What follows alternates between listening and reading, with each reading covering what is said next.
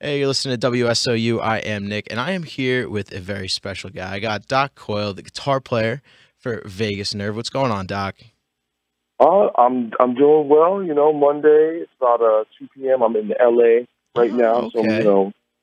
getting everything together with this Vegas Nerve EP, which just came out Friday. You know, so it's fun, man. It's cool, man. It's the first thing I put out since I left, God forbid, a few years ago. So it's like, you know, it's a whole new world out here. Oh, yes. So give me a little background on kind of what's been happening since the end of God Forbid, how, what you've been up to, and then kind of how you got this together.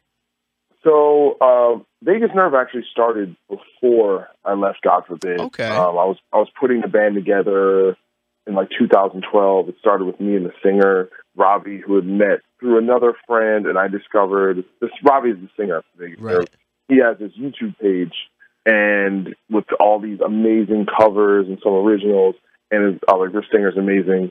And I had written these songs, and I was like, so we basically linked up, started writing tunes together. And then I left, God forbid, summer of 2013.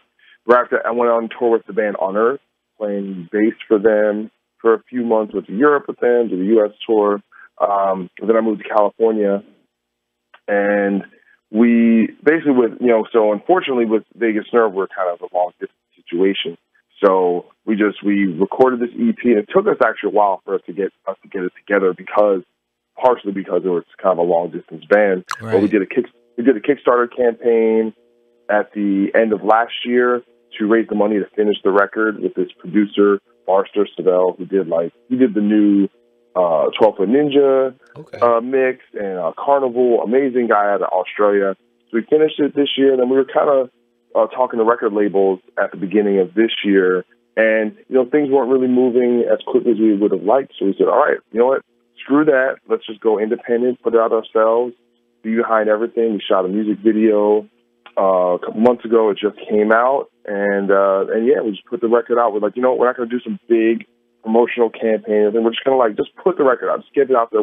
For us, this stuff, the material is almost old, because we worked on it for so long. Right. Yeah. So it's like, let's just get it out there, try and do some shows, write some new songs. Yeah, for Hope that sure. sums it up too quick. It's trying to make a long story short. Well, my big question is the stylistic change. How did you kind of pick this direction, kind of coming from what you were doing with God Forbid to this? Because, when I found out that you had the new band and listened to the music video, I wasn't expecting the different sound, which I enjoyed it, but it kind of caught me off guard for a second. So tell me kind of how you went for this vibe compared to where you used to be. Well, I imagine it probably catches a few people off guard. To be honest, I don't. I obviously, even with God forbid, I wrote the majority of the music. I didn't Right. write it all, but I definitely wrote enough of it to have kind of like a sound. But to be truthful, it's kind of where I'm at in general. Even with the last God forbid record, I felt like I had to stretch a little bit and reach a Right. little bit to really do that sound. And this stuff just comes a lot more naturally. It's just more musically where I'm at. I think sometimes when you're doing, especially the style we were doing, that kind of new wave of American heavy metal, kind of, Oh, yeah. kind of mixed with metalcore kind of sound. A lot of times, I think you get into a formula to Oh, a certain degree, definitely. where Yeah. it's like, all right, there needs to be these kind of riffs, and the song needs to have a breakdown. And it needs to be, there's certain kind of sonic characteristics that need to be there, or you feel like you're not honoring the band's sound. And to a Right. certain degree, I think sometimes that can be limiting. And for me, especially when you're coming from that sound of like, all right, we're a heavy band, we have a screaming kind of vocal, and people come to expect that.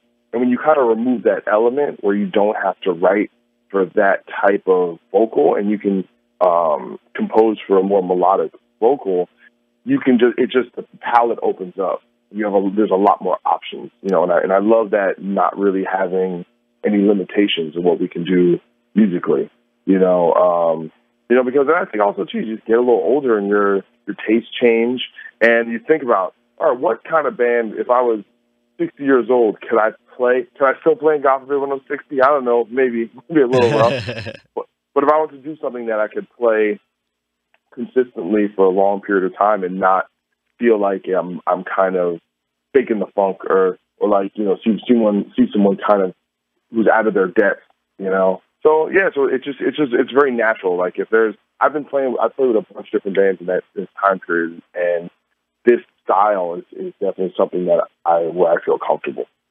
Oh yeah, definitely. And I think that's an interesting point you made about how, you know, you feel like this band you could play with for you know, a longer period, you know, because I find that very interesting because I feel like a lot of, you know, what's going on in metal, there's a big question of longevity, like especially with right after the new wave of American heavy metal, you know, well, obviously there's the few that, you know, stuck out and are still going strong. But you know, Hmm. again, there were a lot that, you know, kind of faded out. But even the newer generation of metalcore, you know, these bands that you see kind of out on like Warped Tour, you know, the Mice and Men's and whatnot. Hmm. I've questioned them, like, you know, it's such a sound that's of the day where it's like, how long can you go with this? And you know, I was thinking about that. I'm like, these bands I don't think can last, you know, longer than maybe 10 years max. And then now you see a lot of them changing their sound, going for that more, like you said, like just a long longevity kind of, you know, more melodic, you know, which I think is very interesting. You point that out.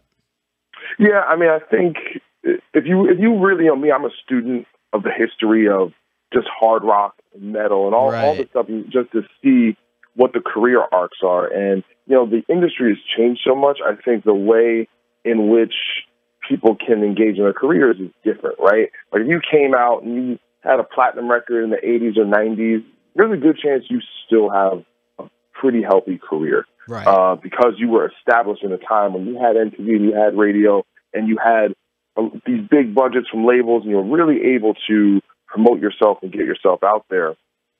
Now, I think, you know, it's you really have to be on top of it in a different way. You have to have a great team. You know, I look at a band like Bullet for My Valentine, for example, who's kind of in that kind of metalcore, Warped Right. Tour Yeah. thing, where that band still has a great career. They've been consistent. They have a great management company, great label.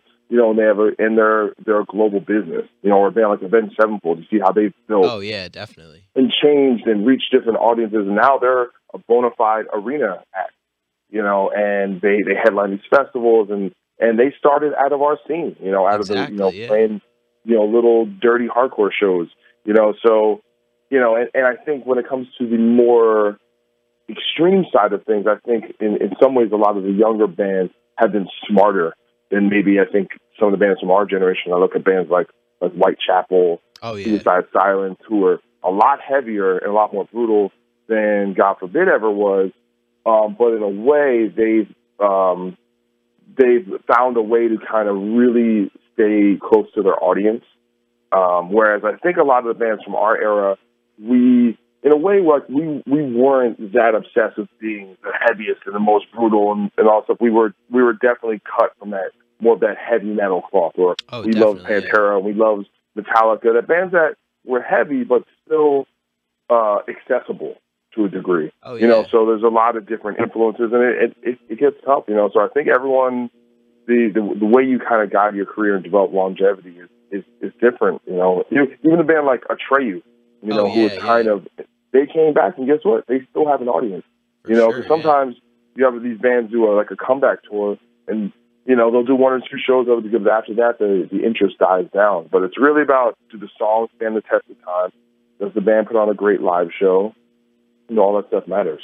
Exactly. That's actually funny you mentioned Whitechapel and Suicide Silence because even them too recently with the Whitechapel's new album had a couple clean singing parts in it, and there was I saw on Facebook there was someone heard like a leak or something of a new Suicide Silence song, and they had clean singing in it too. So even then Yeah. they're starting to head that direction. Obviously it's not going to be their main draw, but they're dabbling. No, I heard so I was at the Ozfest Knotfest Oh, that's out right. here in Yeah. California, and they played one or two songs, and it was completely different. Like, Really? yeah, like, I mean, at least this one song they played, like, I was really blown away, and it'll be interesting. And I don't know if the whole record is that way, or if it's just this one song, or we'll have to all wait and see. But those moments for a band, those are kind of like that make or break, you know, where you could potentially lose fans. Right. You know, I think a band like that honestly has such a diehard following that I think they will weather the storm, and they've been very honest about their influences, saying, you know, they love Korn and Oh they yeah, love big new metal Slipknot. revival.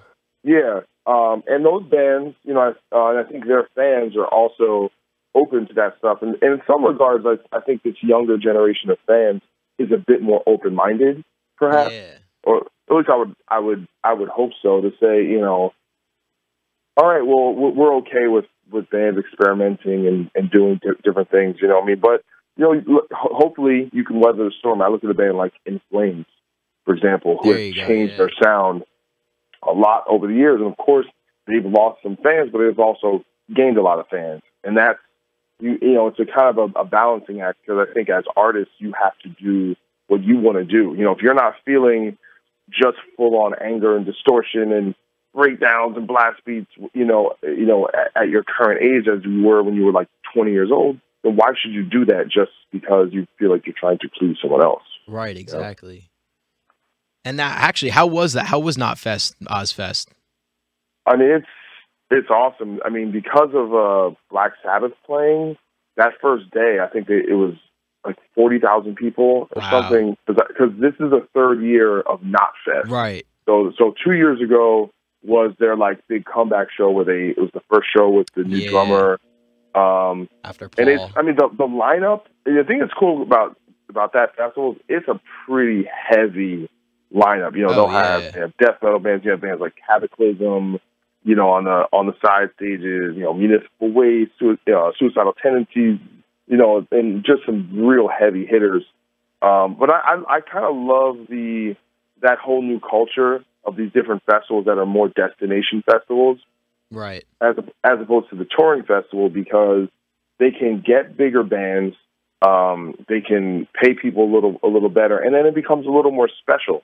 You know, it's like if you miss that show, you're never going to see that show again, and it makes it more exciting. Makes, you know, especially if you're in one area, and then it becomes like, oh, that's my show, as opposed to like, oh, I'm going to go to Warped Tour, where everyone gets Warped Tour. It's the same show. Exactly. You know, so it gives it a little more personality. But I'll say it's really cool. I'll say the only thing about that is out in San Bernardino, which is basically blistering desert. So just being out there for a couple of days will definitely take its toll on you, breathing in dirt and getting sunburned. But it was a lot of fun. Great band. Awesome.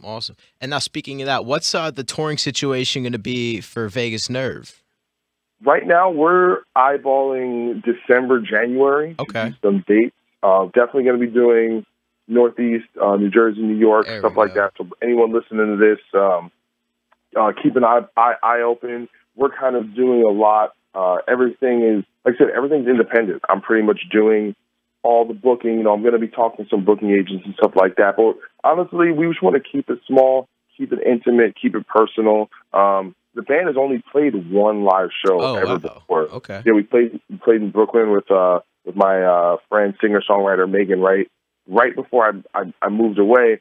But the thing is, the songs on the EP, so the EP it's really only 4 songs, 4 legitimate Vegas Nerve songs, and one of the songs we do an acoustic version of. Okay. So for us to really fulfill a full set, we actually have to write new songs. So we've been working on new material, and you know, we want to make sure we can at least do like a 45-minute set to give people a full experience. So yeah, man, it's really important for me to connect the album experience to a live performance. You know, the band has excellent musicians. Everyone is a professional level musician, so I know the band is really going to put on a great show. And I think it's just because a lot of times, you know, especially when I was doing talking to labels, they're apprehensive to work with the band because they don't believe it's a real band. They think it's just like a recording. So you know, so making it like getting there in person and playing and connecting to people. It's really the best way to engage and make like true fans. You know, is in person. So I'm really excited to do that. It's like definitely like the big goal of this year is to do some shows. Oh yeah, definitely. No, so does that mean since you're writing more songs to try to play live that we're in a time frame where we can see like a full length in the somewhat near future? Well, near future is kind of hard to say because, like I said, we just released this, so we potentially for full length need somewhere in the realm of 9 to 11 songs, something like that. But we have 4 in the works now, and I would love to. I don't know if you're a Periphery fan. Okay. They did this EP called Clear, where every single member of the band, each six of the guys, wrote a song. Right. And I was actually, and I haven't even mentioned this to the guys in the band, but I would love for the new Vegas Nerve record, at least every guy in the band to write one song. That would be really cool. Yeah, I would love, because I mean, I guess a lot of the sound is filtered through my vision and just the music. I don't, Robbie the singer does all the lyrics, and everyone contributes to their parts and adds stuff and really brings it to full life. But, I want everyone in the band to have ownership of what's happening, and have creative input. And everyone in my band is so talented. I just think there's not too many bands where you could say everyone can write a song. Right. But that could happen. My singer has 2 full-length albums under the name Philo-Taxis. He's like a solo band. He plays every instrument. He produces it. My drummer Mo plays drums in Shai Halud, and he's he writes songs. He's got kind of almost in like more like kind of post-hardcore kind of indie rock vibe. My guitar player plays in the band Mother. He's a great songwriter, great guitar player. My bass player plays every instrument. He does a lot of like electronic music. Everyone's just super brilliant in the band. So I want all that to come across. So I'd imagine, we could probably get it together pretty quickly. But I think when you're starting a band at this level, you just want to take baby steps. And right now, the next thing is like, let's do some shows. And maybe if we can, I'm not sure if we're going to have enough time, but I would love to get a new single out right around that time. It might be a little ambitious to try and get that done in that time frame, but we'll see. We'll see what happens. Oh, yeah, definitely. Because I would love to, if we're going to go out and play some new songs, perhaps people say, oh, I went and heard a new song, they can go buy an MP3 that night or stream an MP3. I think it'd be great. Because like I said, for us, in some ways, these songs are like old. But we're definitely ready for new material. And the thing we hear the most is, this EP is great, but it's not enough. People want more. And that's always a good thing when people want more. Oh, for sure, yeah. So now, since you guys are so spread out around the country, how was recording everything? Did you guys get all together, or was it a lot of file sharing and emailing? So the initial tracking, everyone pretty much lived in the tri-state area. Okay. And this is going back to 2014. And then since then, I moved to Los Angeles, and my bass player moved to California, but now he's in Portland. So the initial tracking, we actually did it all in a room together. We had some issues with that initial tracking, so I had to do some more guitar tracks in another studio in New York. And then my singer ended up doing his vocals at his home studio in Pennsylvania. And then we did the mixing and mastering with Forrester Savell, I mentioned earlier, out of Australia. So for the most part, it was, we did it in real studios together, and then after the fact. But for this, like, let's say we're going to record this next song, it will be more of a piecemeal operation where I'll like my drummer do some tracks in Jersey, then I'll get all, we'll have to do the tracking apart, and hopefully we can get Forrester to mix that one too. We can kind of take our, lemons and turn it into lemonade. He's such a great mixer and producer. So. Okay. And then I got one more question for you. Explain the name a little bit, because I looked it up and it was very interesting to see what it was, but I kind of wanted to know what the significance was, if there was any. Well, I think it's the most important nerve in the whole body. The biggest nerve connects a lot of the systems in the body. Robbie, my singer, basically sent me a bunch of name ideas, and I don't always like the idea of like, all right, because I think sometimes people will look at a band name and they want the words themselves to have some kind of significance. And I didn't want to get too deep into it, but I think there's also something about the aesthetic of the way certain words and letters look together.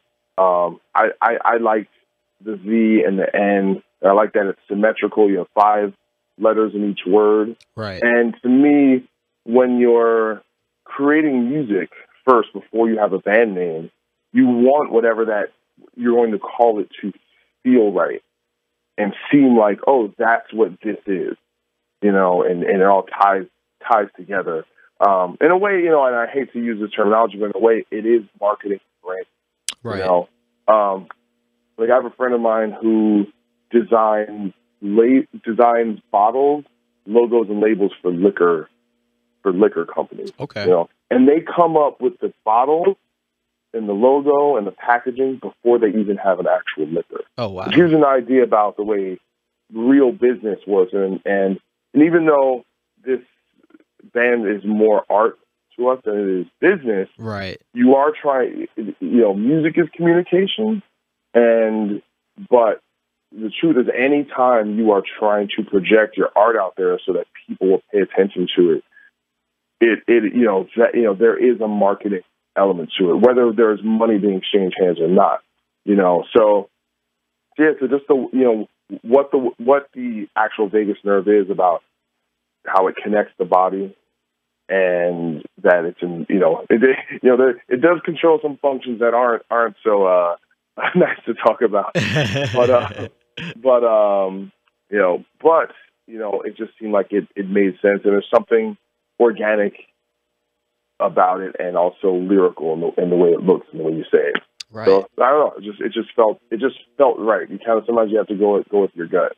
Okay. Yeah. No, I like. And that. then you also have to check Google and make sure there's no other bands. It's funny. Yeah, I didn't see anything, and now I look on, I guess on the iTunes, Spotify. There is another band called Vegas Nerve, but it's like an electronic thing, and it came out like 4 or 5 years ago. So I have no idea whether it's active or anything. So hopefully those guys, we don't get into some legal brouhaha. There you go. All right. Well, you got anything you want to add to wrap up? Yeah, just I say just check it out. The EP is called Visceral. Pretty much all of our social media and website. Our website's Vegas Nerve Band, and that's Vegas. The way it's spelled is VAGUS Nerve NERVE. So it's VegasNerveBand.com, and all our socials are at Vegas Nerve Band. Yeah, and the Visceral EP, you can listen to it on Spotify. It's on YouTube. It's on Apple Music.